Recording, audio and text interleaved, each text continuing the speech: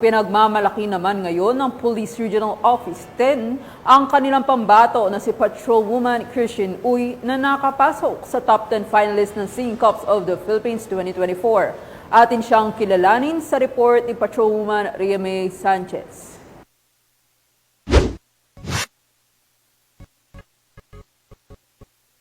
Ating saksyan mula dito mismo sa Police Regional Office 10.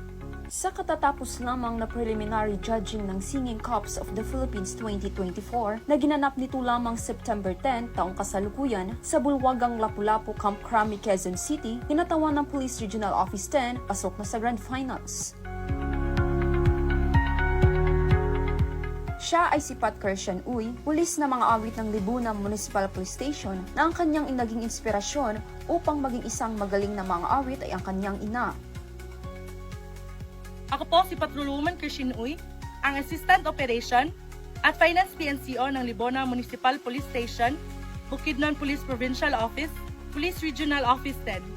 Sa preliminary judging ng nasabing patimpalak ay nagtagisan ng mga singing cops mula sa 17 police regional offices kung saan napabilang ang pambato ng Pro 10 sa top 10 performers at uusad sa grand finale.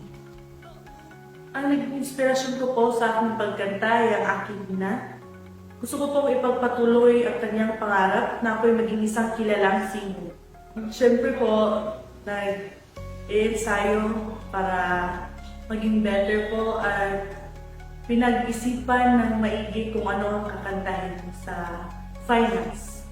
Ang nag-udyok po sa akin na sumali sa Singing Cup ay ang mga kasamahan ko po sa Libona sapagkat naniniwala po sila sa aking kakayahan at talento. Pero most of all po, yung nanay ko po ang naging inspirasyon ko po talaga sa aking pagkanta sapagkat nung kapanahonan pa po niya, naging sikat din siyang singer at nakaduet niya rin po si Jose Marichan.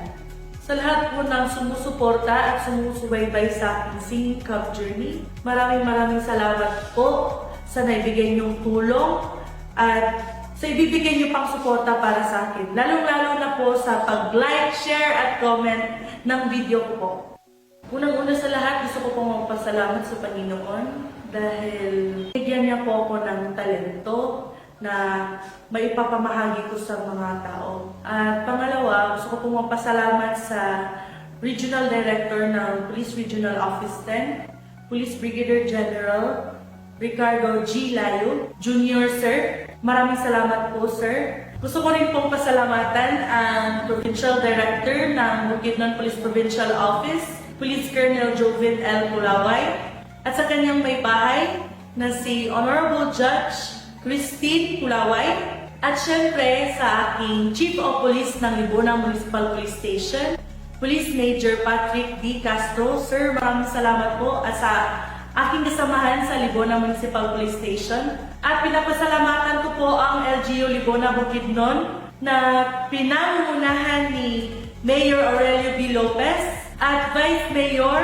Leonardo T. Kalinasan Jr. Maraming salamat po at sa members po ng SP at LGU Libona. Maraming salamat po. Wala po ako dito kung saan man ako ngayon kung di dahil sa inyo. Mula dito sa Police Regional Office 10, ako ang inyong Police News Network correspondent, Patrolwoman Ria May Sanchez, alagad ng batas, tagataguyod ng balitang pulis.